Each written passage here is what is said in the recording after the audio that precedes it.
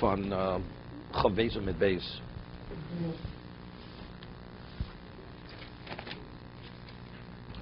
The Gemara had said that an Evet Kanani is acquired through Kesher Shtar and Chazokah.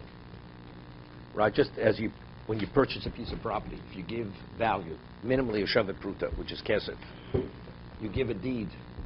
It's an instrument of transfer, Chazokah. Chazokah means you take physical possession of the property. You do something physical to demonstrate ownership. You put a fence. You enclose it with a fence. There's a fence and there's a lock on the door, and you change the lock. You dig in the field. This is Rafik Bapurta. You put the spade in the ground.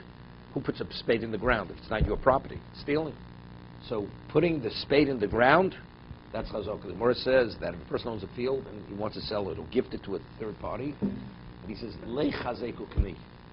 He says, go and take possession. And the man takes a shovel, puts it in the ground. That's ownership. That's the act of Chazokah. Le chazeku kani. Okay, so you do any one of these things, that itself is a basis for transfer of fixed property. An Eved Kanani, if you want to acquire him, also a deed, value, or physical possession. Now, how do you take physical possession of a slave? So Gemara is going to cite a brisa. Let's say you say to the slave, "Carry me," and who carries another human being? Right? A slave carries his master, or a person that goes to the bathhouse and the slave washes his master. So, remove my shoes. The slave removes the shoes of his master. All this is demonstration, ownership of a slave. Okay? We'll see this in a moment.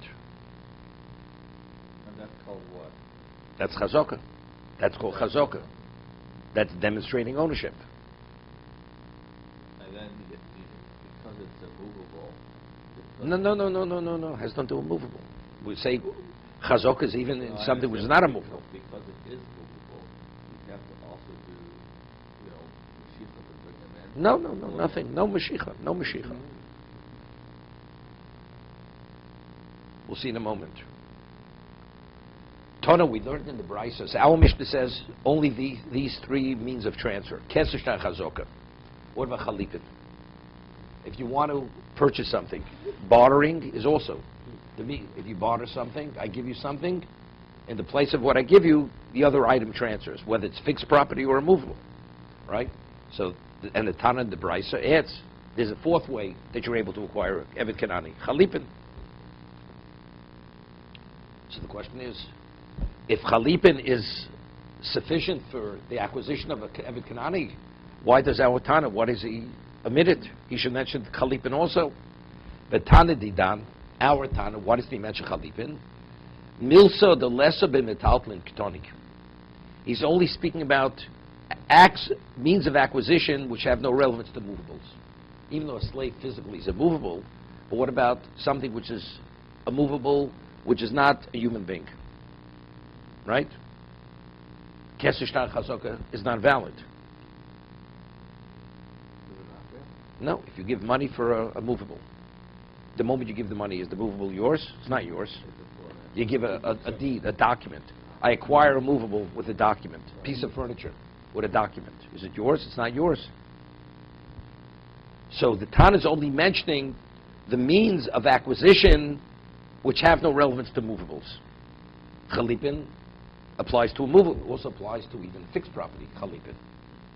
So it says, Tani Milsa the lesser metaltlin ketoni. He only speaks about means of acquisition, of transfer, which have no relevance to metaltlin, to movables. Milsa these metaltlin ketoni. A means of acquisition, a method of acquisition which applies even to movables. He's not mentioning those. So what is it, movable or not movable? What? It's not a movable. It's not a movable. Physically he's a movable, he's not classified as a movable. He's classified as karka. Omar Shmuel.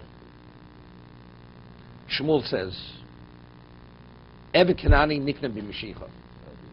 Okay? A Canaanite slave could be acquired through Mashiach. You pull him. You pull him from his location. Ketzad, what's the example of Mashiach? Okay, let's talk for a moment. There's a machlokas, which we discussed in the past, between Rabbi Yochanan and Levi. What is the acquisition, the Torah acquisition of movables? Is it kesef, or is it meshicha? Right? There's machlokas. Rabbi Yochanan says the Torah acquisition of movables is kesef. You give something of value, you acquire it immediately. However, the Chachamim revoked kinyan kesef by metaltlin, because Shemi Yomlos Yisruch Chetech Ba'aliyah. Because in terms, it's to protect the buyer. What happens if you pay for a movable? I pay for merchandise. And the merchandise is in the warehouse of the seller. So on a Torah level, the merchandise is yours. Now a fire breaks out. The seller says, you know something, it's not my problem, it's not my worry. It's the other person's, he'll let it burn. So to protect the buyer, it's not considered his until it's delivered.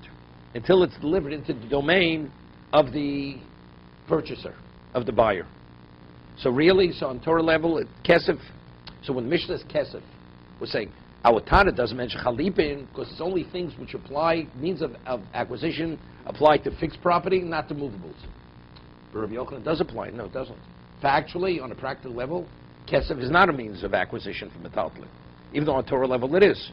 The Tana is only speaking about factually what is an act of acquisition for that we're discussing, which has relevance to the Eved, only which has relevance to fixed property. Kesef has no relevance to movables, even though on a Torah level it does, but it's not relevant on a practical level. Mishicha. You pick it up, you pull it. Mishicha is a means of acquisition. Nothing. No. It's kesef. Value conveyance is kesef. I thought you said you cannot do that. For movables, you cannot. So how do you convey value? No. No, you pay for it, but the payment is not an acquisition. The two things. There's acquisition and there's taking possession. So of course, the man, I could take possession, it's mine, but I still owe you. Right? It's a debt. And if you pay, but you haven't taken possession yet? So then rabbinically, the seller has no right to back out. He has no right to back out. He's bound to deliver. If he backs out, it's called the Misha Parah. The Mishnah says in Bava Metzia. He's cursed by the Chazal. They will curse the man. It's the closest thing to cherem, to excommunication. He's not excommunicated, but he receives a very serious curse if he backs out after he received money. Is there a concept about why movables don't have the same transfer mechanism as something fixed? Fixed.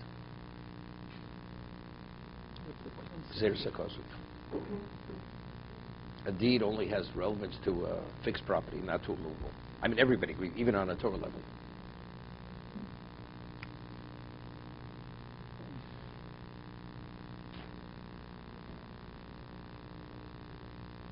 On a Torah level, the house one is considered kesef, period.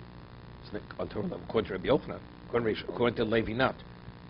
So, No, it could be chotzer. I mean, you could acquire it the other ways. Right? Hagbo is a question. What hagbo is? Meshicha is definitely, according to Rabbi Yochanan, it's drabanan. According to Levi, it's the Raisa. But everyone would agree that kesef is the Raisa. No, maybe metaltlin? No, Levi says not. There's no such thing. No such kesef for metaltlin. So when I go into a store to purchase something, the only time where I actually take possession is when I walk out the back. Correct. You don't even have to walk out. You don't have to walk out. No, but when I take the back. Exactly. When I give the credit card, it means nothing. Nothing. I mean, the seller has to sell it to you. But outside of more than that, not. So let's say he would take, you pay for it, and the seller would take it and marry a woman with what he sold. Marriage is valid. It's a valid marriage. Because until he actually physically gives it to you, it's still his. And if the man who bought it paid cash and said to the woman, take it, that's no good either. Because it's not his property yet. Maybe it would be good. Maybe it would be good. Why would that be good? Because when she takes possession, she's taking possession on his behalf. I mean, the seller is agreement that she should take possession. Yeah. It's like it's no different than sellers say, take this on behalf of someone else. So she's an agent. she'd be an agent to acquire and receive simultaneously. It would work. It would work. It wouldn't be a problem.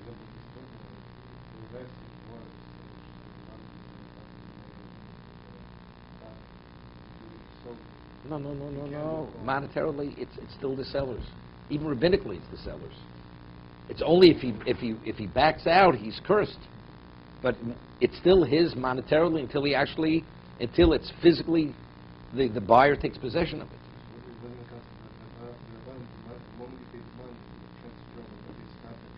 it. There's no transfer whatsoever. Okay? So Shmuel says that you're able to acquire an eved b'meshicha. Niklan b'meshicha. Ketzat. What's meshicha? Tokfo. Ubo etzlo. Kono. Physically. Right? I mean, let's say it's not where you force him. Talk to him, you take hold of him and you bring him. Even though he walks as you bring him. What about Korubo etzlo? What's you call him? And as a result of you calling him, he responds to your call. Lo kono. Wait, we'll discuss it in a minute. Because the Gemara is going to ask if you have an animal. Animal, you acquire an animal with Mashiach. So if you physically pull the animal, or you call the animal walks towards you as a result of you calling it. Either case is Mashiach. So the Gemara is going to ask in a moment. So why, regarding the Eved, do we differentiate whether you physically take hold of him and he walks as a result of you pulling him, or if you call him and he comes as a result of you calling him? Physical taking, it's an acquisition of Mashiach. When you call it, although he's only coming towards you because you called him, it's not considered. It's not considered Mashiach. What? It's not koch either. No, I take hold. No. And when I take him, physically I'm not strong enough to. He's a 500-pound slave. If he wouldn't be agreeable to come, I couldn't pull him. So what is it? Okay, we'll see in a moment. This question, Hagvon may be a Doraisa. The Sheikh is definitely Drabana. Okay? So now we'll get into that question in a moment. But the question is, again, why doesn't Awatana discuss Mashiach? Right? Met Chalipin he doesn't discuss. He only discusses something which has relevance. Oh, he's only discussing acquisitions which have relevance to Karka. Chalipin, right? But his acquisitions have no relevance to Metaltlin. Chalipin cannot do Metaltlin? Can do Metaltlin. Can. Additions and both. So the common denominator for these Metaltlin and Karka is Chalipin. That's the middle. That applies to both. That applies to both. It's the only thing that applies to both? No, yeah. That's the only thing. No. Well, it's not called chazoka. I mean, it would be hagbo, metaltli. When you take hold of a movable. But that doesn't apply to the karka. Oh, you can't move karka. Right. Chalipin is only that applies to both. Right. So now the Gemara says, Shmuel says Mashiach is effective for them. So why does the Talmud discuss Mashiach in regard to ourselves? Gemara says, Bishlam Tani Dan Milsadisa Metalton Lokatoni. The lesser Metalton Lokatoni. Our Tana only discusses acquisitions, right?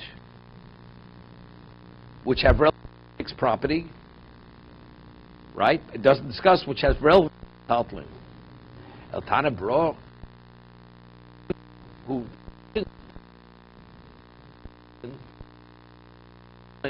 why doesn't it discuss Israel? The Tana of the Bryce discusses something which applies to both. Chalipin has relevance both to fixed property and to movables. Mashiach, what about pulling something from its location? The metatli, he said mekarke lesser. Loktoni.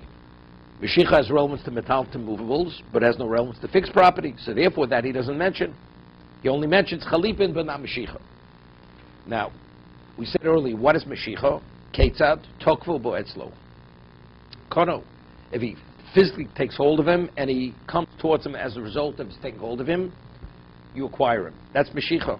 What a Koro bo etzlo. He calls him and towards him. Lo kono. Someone says, Lo kono. The koralo, you mean to say Mashiach is not when you call towards whatever it is, and as a result of your summoning, the object, the unintelligible creature or the person come. It's not Votanyo. Ketsa b'Masiro. Literally, what does the word Moser mean? Masiro means give over. I mean, I have something in my hand, I give it. For instance, Rashi says later, Masiro is, let's say I have reins of a horse, or reins of a rope attached to a camel, and I own the camel or the horse, and I take the reins and I give it over to another person. The person doesn't pull it. That's the way Rashi, we'll see in a moment, there's a Tosis later, that's Masir. Masir means I give it over. How do I give it over? By what controls the animal, I give it over. We'll see in a moment. What about the animal has a mane, and you're holding on to the mane, and you give the mane into the hand of the purchaser? That's also, I'm giving it over. That's an act of transfer. Ketsa b'Masir, what's Masira? Also betalfo. He takes hold of its hoof. Besaro, its hair, its mane. B'ukav sholeo, its saddle. I take the saddle and I give you the saddle. B'shlif sholeo, you have the burden that's on top of it, and you say to the person, take hold of it. What it's carrying. B'prum b'yusha b'fio, the bit that's in its mouth.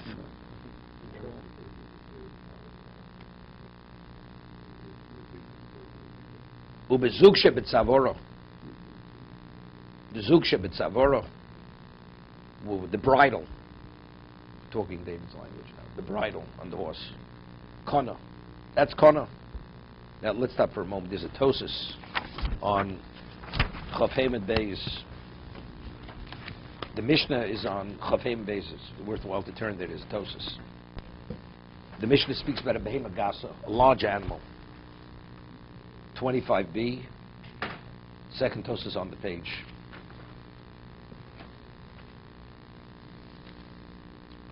So the Mishnah says, Ketzad, Beiman Gas Nikas B'Masiro. So Rashi says, Ba'aleh Moshe Lokech Ba'afsar or B'Saro. The owner gives over the reins, Afsar is the reins, or Sarah, the mane, takes a hold of the mane, gives it over to the other person. So take a look in Tosus. Beiman Gas Nikas B'Masiro, Pish Kunches, Ba'aleh Moshe Osa Lokech Ba'afsar, Tanya Le'el, as he's quoting Al Gemara that we just have now. Ketsa Masir also betlafeo, mash bitoch l'shono. First wide line. The Masira being miyad liyad. What is Masira? Giving it over from the hand of the seller to the hand of the buyer. V'chein pirush rivom. And the rivom learns like Rashi. That's Masira. Umaisi rayo miho. And they bring proof. The Omar Perikamid above Mitzio. Cites a Gemara above Mitzio. My loshen Masira. What is the meaning of the word Masira? A person gives over something to his fellow. When you give something to his fellow, it goes from hand to hand. That would be the proof that Masira means giving over something. We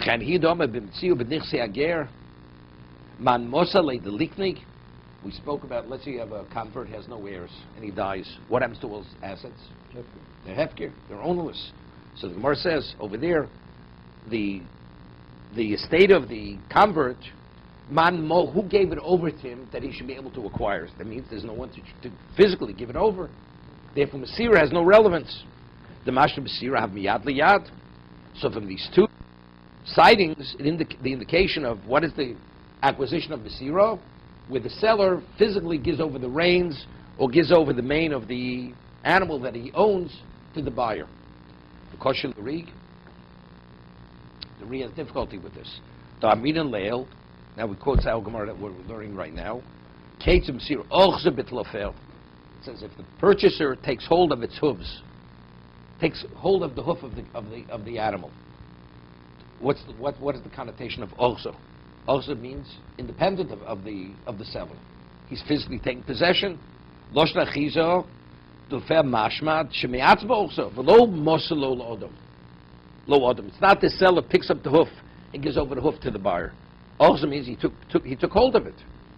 The Rebbe. So Tosa says, therefore, his Rebbe had understood. Lo binam in the Adiyad. For the acquisition of Masira, one doesn't have to take, the reins don't have to be given from the seller to the buyer. Let's say the buyer the seller says, take the reins. And he takes hold of the reins. That's enough. Even though the buyer did not, the seller didn't take the reins from his hand and give it over to the hand of the purchaser. He just says, take possession. Take possession by taking hold of its mane, of the reins, of its hooves. That's enough. Rashi disagrees.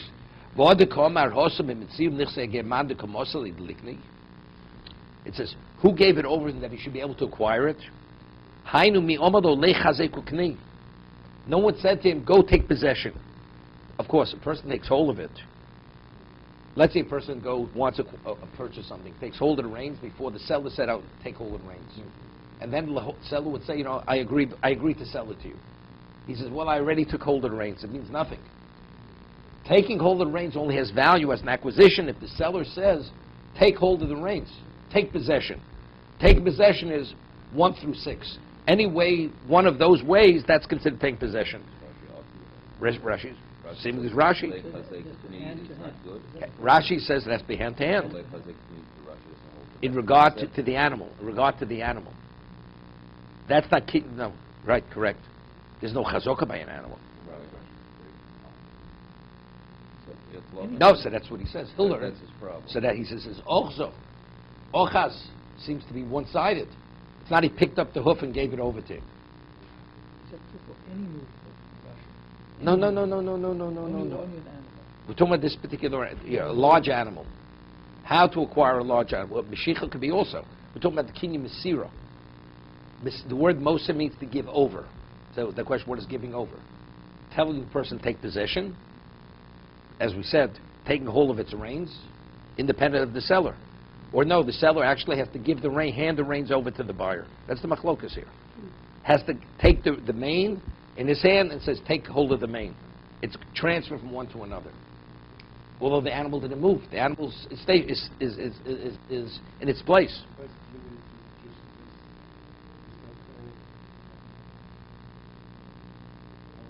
Well, this is a rabbinic acquisition. That was the way they would transfer animals, a large animal. Mashiach definitely works.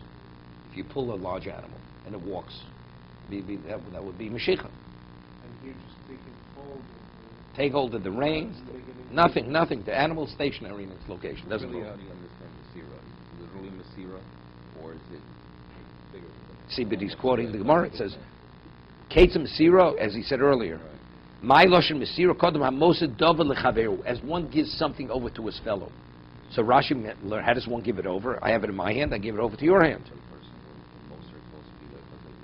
I know, but Rashi doesn't learn this way. Right, so he's asking.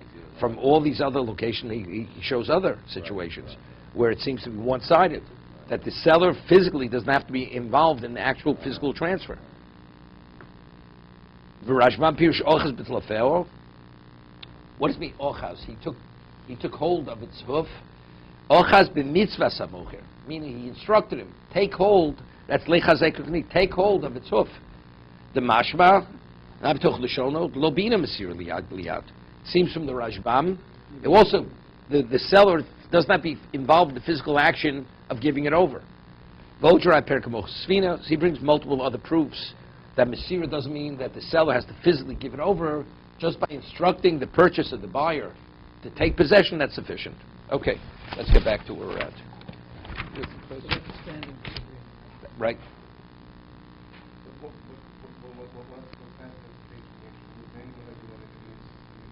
There's a question what Mashiach is.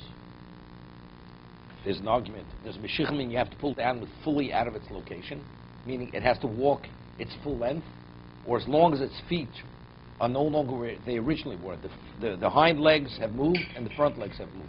That's sufficient to be Mashiach. You moved it from its original location. Or you have to move, the hind legs have to be beyond where the front legs were. That's like full removal from its original location. That's a machlok samoraim, what Mashiach is, that we're going to have in a moment. The animal does it by its own force. So, for example, with a horse, if somebody gives me the reins of the horse, I may not necessarily pull. The horse may just follow me. No, the moment you have the reins, you've acquired it. Without moving the horse. Without moving the horse. Because that's kinyan Mesira. That's what we're doing. That's what we're speaking about now. But according to Rashi, It does. No, it does. If I give you the reins, I have the reins. I give you the reins. The seller gives the reins to the buyer. Which one doesn't? Tosfos argues. He says even. No, he doesn't say it doesn't work. You don't need that. The seller does not be involved in the actual physical giving over of the reins. If the seller would say to the buyer, "Take hold of the reins," that's sufficient, and the buyer just holds the reins, which controls the horse, that's sufficient. That's the active. The horse doesn't have to move. Doesn't have to move. Not as much as an iota. Picking up the reins. Through the instruction of the seller. You pick up the reins on your own, it's nothing. It's only because you've been instructed, take possession. By one of 6 different ways. That's enough. You don't have to. No. Otherwise, then. No, I mean, you can't do a Mashiach unless he tells you to acquire it. He says, acquire it. And you choose Mashiach, so you acquire it through Mashiach. Lei chazeko kni is a different, that's a different instruction.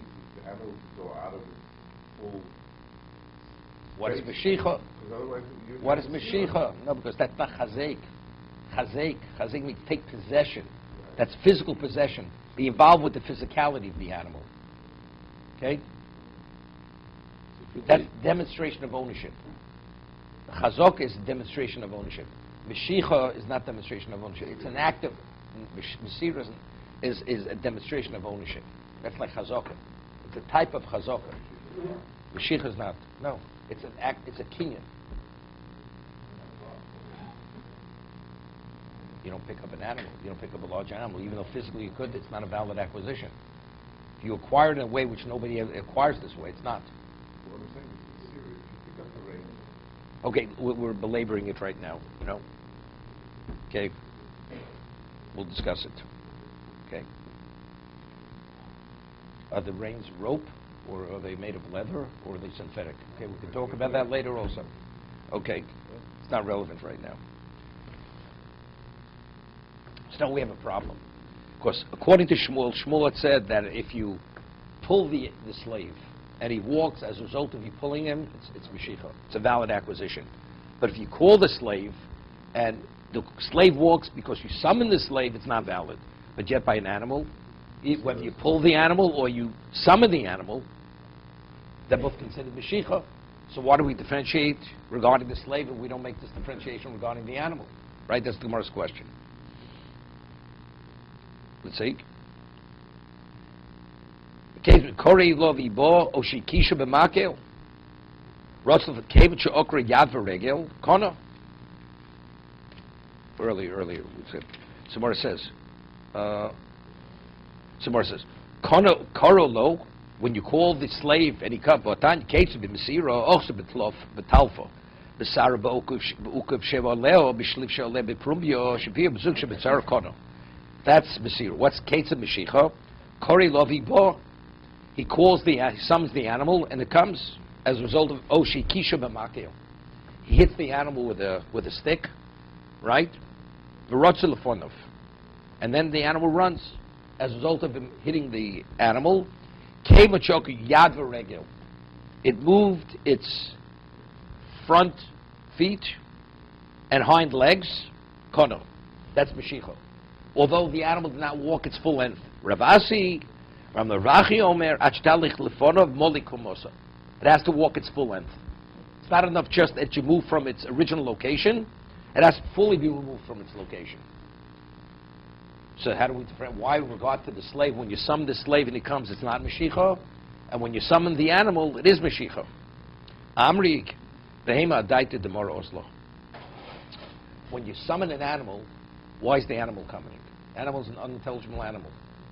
It's every aspect. It's like when a person says ouch. What do you say ouch? Because the man put a pin into you. It's an uncontrollable response. When a human being, you call up a human being, why is he coming? Because he decided to come. It's not a reflexive act.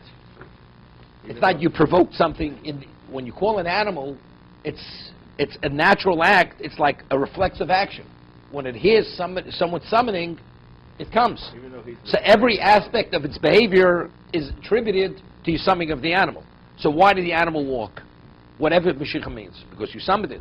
Why did the slave walk? Because he summoned it. No, because he decided to come. Whatever the reason. No, they no, decided, no, no, because no. He's obligated to be a No, slave. Mashiach means you have to be the one who brings him to you. Mashiach means you bring the The animal. slave has no choice. He said. Slave has a choice. He's a slave. He hasn't. He has to be. He has a mind of his own. What are you talking about? Yeah, but if he's a slave, he has to be. He has to. You're a Jew. You're supposed to be a tzaddik. You're supposed to be Moshe Rabbeinu. You're Moshe Rabbeinu. I mean, a slave. To be continued.